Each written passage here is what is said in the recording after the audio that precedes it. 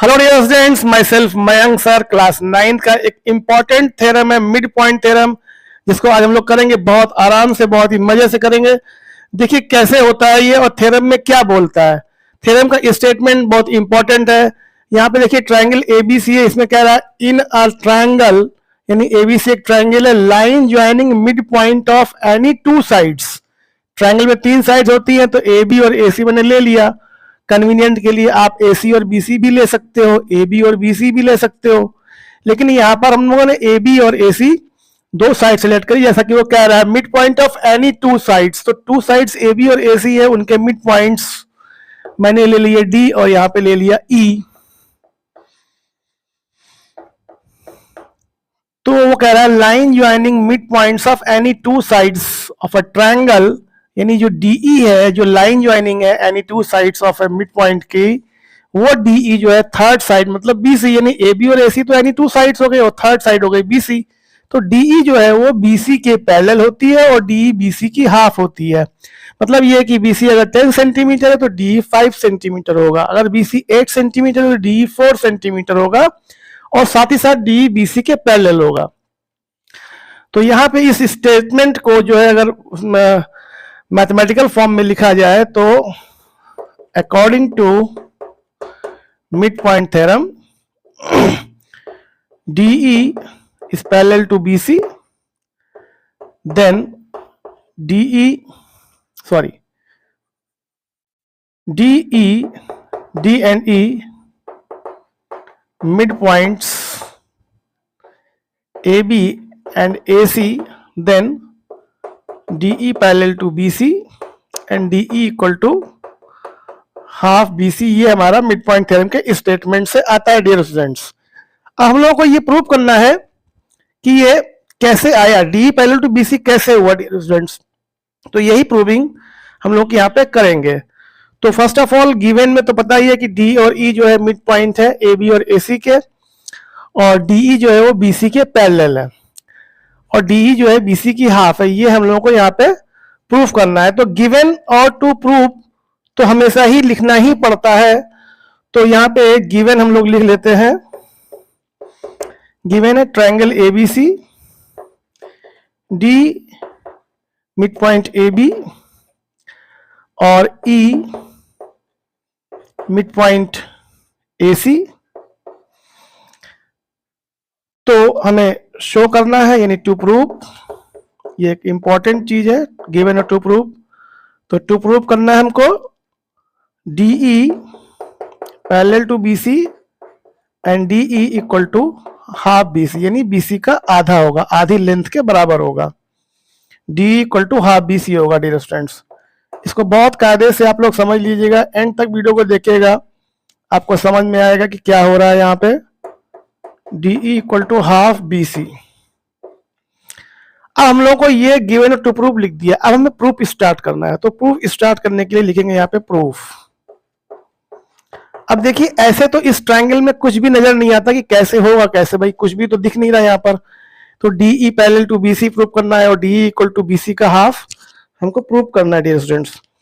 अब ये क्या करेंगे, देखिए यहाँ पे पैरेलल टाइप का कुछ प्रूफ करना है कि DE पैरेलल टू BC। तो हम लोग सोचे कि कैसे होगा, तो DE पैरेलल टू BC है तो कुछ पैरेललोग्राम टाइप का कुछ बनाने की कोशिश करते हैं, तो शायद कुछ काम हमारा हो जाएगा। तो फर्स्ट ऑफ ऑल तो हम लोग क्या करेंगे, DE को प्रोड्यूस करेंगे, DE को प्रोड्यूस करेंगे और C से AB के पैरेलल एक लाइन खींचेंगे CF। ये हमारा जो है कंस्ट्रक्शन रहेगा यहाँ पर। तो प्रूफ में सबसे पहले तो यही करेंगे, प्रोड्यूस DE मीट्स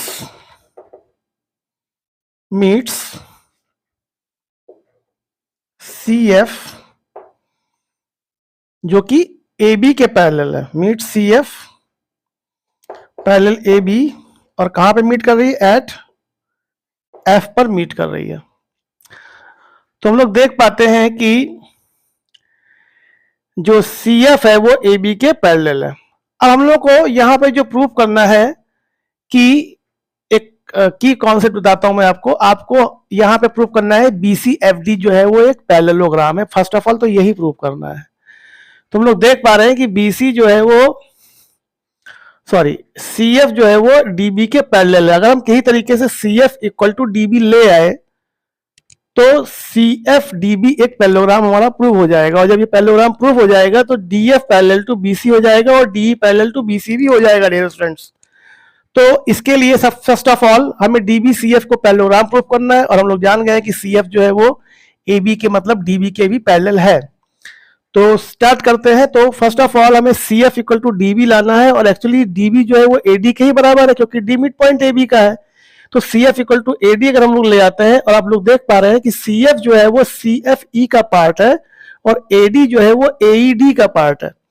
तो इसलिए हम लोग को आइडिया लगा कि ADE और CFE को कॉन्ग्रुएंट प्रूव करके हम लोग ऐसा कर सकते हैं। तो आते हैं ट्रायंगल CFE और ADE में। तो in triangle CFE and triangle ADE में हम लोग कॉन्ग्रुएंसी का हेल्प लेंगे। तो पहला पॉइंट, क्योंकि तीन चीजें हमको इक्वल दिखानी होती है, क्योंकि ट्रायंगल में 6 पार्ट होते हैं डियर स्टूडेंट्स, 3 एंगल और 3 साइड, तो कोई से 3 आपस में इक्वल दिखाने होते हैं कॉन्ग्रुएंस प्रूव करने के लिए। तो ट्रायंगल ADE और ट्रायंगल ECF में देखते हैं। तो पहले तो हम लोग देख पाते हैं कि AE इक्वल टू EC है। तो CFE और ADE, पहले मैंने CFE लिया है फिर ADE लिया है, तो हम CFE के पार्ट्स इधर लिखेंगे और AD के पार्ट्स इधर लिखेंगे। तो CFE में हम लोग देख पा रहे हैं कि EC जो है वो ADE के AE के बराबर है। तो CF इक्वल टू AE यहां पे लिखेंगे। क्यों लिख रहे हैं भाई? रीजन है E mid point AC, E mid point AC। दूसरा पॉइंट जो है, अगर देखें हम लोग, तो ये एंगल और ये एंगल आपस में इक्वल है, वर्टिकली अपोजिट एंगल। तो angle CEF, angle CEF, angle CEF, angle CEF equal to हो जाएगा एंगल AED। डियर स्टूडेंट्स को आप धीमे धीमे समझिएगा क्योंकि जल्दबाजी वाला ये काम नहीं होता है डियर स्टूडेंट्स, डिटेल स्टडी में बता रहा हूं आपको। तो यहां पे रीजन दे देंगे vertically opposite angles are equal. तो इक्वल तो हो गया, दो बातें हो गई डियर स्टूडेंट्स। अब तीसरी बात, तो यहां तक मैं इसे क्लोज कर देता हूं, इसी में आगे बढ़ेंगे इतने पोर्शन में। तीसरी बात हमारी जो होगी वो हमें ढूंढनी है। तो कोई ए इक्वल टू EC आ चुका है डियर स्टूडेंट्स, ये एंगल इक्वल आ चुका है, और एक एंगल और हम लोग को इक्वल आना है। तो अगर आप देखें ये एंगल और ये एंगल आपस में इक्वल होगा, अल्टरनेट एंगल डियर स्टूडेंट। अगर कुछ जेट टाइप का ऐसा बनता है, इस तरह का कोई सीन बनता है, तो ये एंगल और ये एंगल हमारे अल्टरनेट एंगल होते हैं, और ये क्योंकि पैरेलल है तो ये फिर बराबर भी होंगे, इक्वल भी होंगे। तो ये एंगल और ये एंगल आपस में इक्वल होगा, यानी angle DAE equal to angle ECF होगा डियर स्टूडेंट। तो एंगल ECF इक्वल टू हो जाएगा angle ECF equal to angle DAE। इसके पीछे का रीजन भी हमको देना पड़ेगा, अल्टरनेट इंटीरियर एंगल्स इक्वल। क्यों इक्वल है? Since AD parallel to CF, AD parallel to CF dear students, ये देना पड़ेगा हमको। तुम लोग देख पाते हैं कि ट्रायंगल ADE और ट्रायंगल ECF के 3 साइड्स, 3 पार्ट्स इक्वल हो चुके हैं आपस में। तो ये एंगल है यहाँ पर, और ये बीच में साइड है, और यहाँ पर एंगल है। तो जो कॉन्ग्रुएंसी क्राइटेरिया होगा वो एंगल, साइड और एंगल, यही चीज यहाँ भी दिखाई देती है, एंगल, साइड, एंगल। तो दोनों ट्रायंगल में सेम ही रहेगा। तो उसको देखते हैं। तो ट्रायंगल तो लिख देंगे हम लोग, therefore triangle ADE is congruent to, या पहले क्राइटेरिया लिखना जरूरी है यहाँ पे, तो बाय ए ऐसे रूल ऑफ कॉन्ग्रुएंसी में लिख नहीं रहा हूं, ट्रायंगल, पहला ट्रायंगल हमारा CFE है तो CFE लिख लेंगे किसी भी ऑर्डर में, CFE ECF वट एवर आप लिखिए, लेकिन उसके बाद जो ट्रायंगल का ऑर्डर बनेगा इसी के अकॉर्डिंग बनेगा। तो हम देख पाते हैं कि एंगल E के बराबर है यहां पर,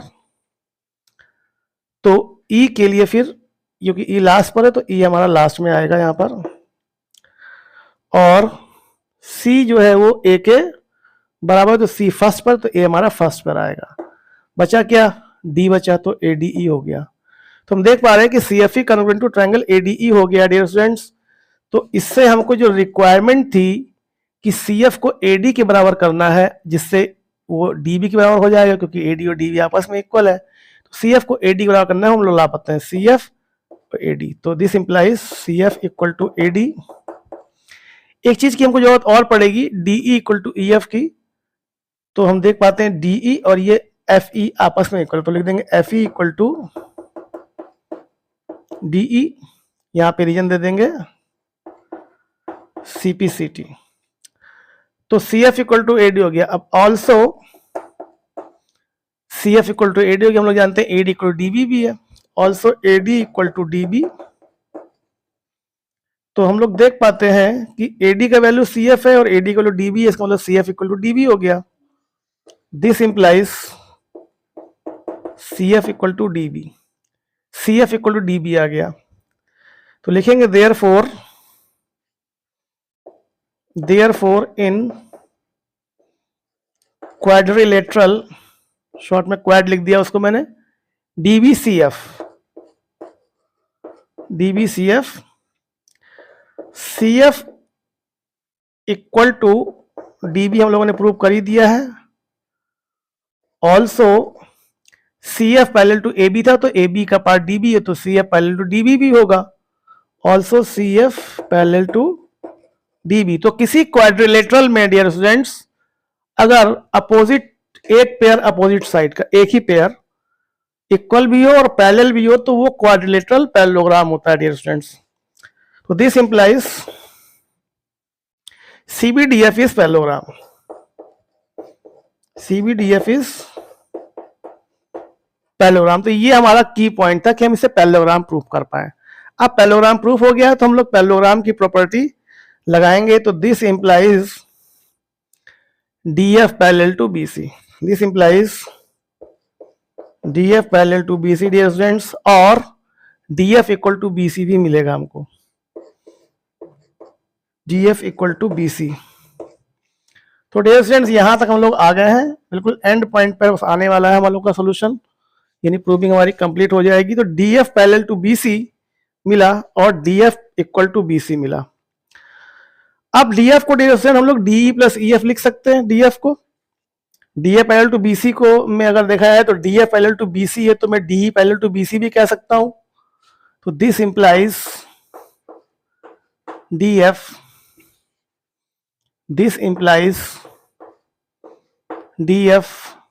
sorry it's DE parallel to BC, और DF को हम लिख सकते हैं DE प्लस EF।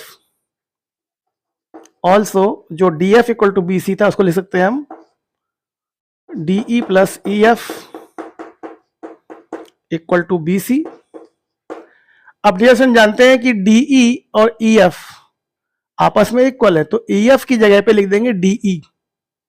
DE की जगह पे EF लिखने से बात नहीं बनेगी हमारी, क्योंकि हमको DE equal to half BC लाना है, तो हम EF की वैल्यू रखेंगे DE के बराबर, क्योंकि EF इक्वल टू DE हमने यहां पर से यूज किया था। तो थोड़ा सा इक्वेशन 1 डाल करके लिखेंगे यूजिंग 1 वगैरह, वो आप लोग खुद से भी कर सकते हैं इस चीज को। तो DE plus EF equal to BC। अब DE प्लस EF को हम लोग लिख देंगे यहाँ पे वापस DE इक्वल टू BC, यहाँ पे लिख देंगे प्रूव्ड अर्लियर, शॉर्ट में लिख दिया। DE प्लस D हो गया 2DE इक्वल टू BC। तो DE जो है वो BC के अपॉन में चला गया, या और अपॉन में चला गया 2, सो यानी BC 2 से डिवाइड हो गया। तो किसी चीज को 2 से डिवाइड करें या उसके रेसिप्रोकल से मल्टीप्लाई करें, एक ही बात होती है, तो लिख देंगे हाफ इंटू बी सी या हाफ बी सी। तो DE equal to half B C dear student हमारा आ गया,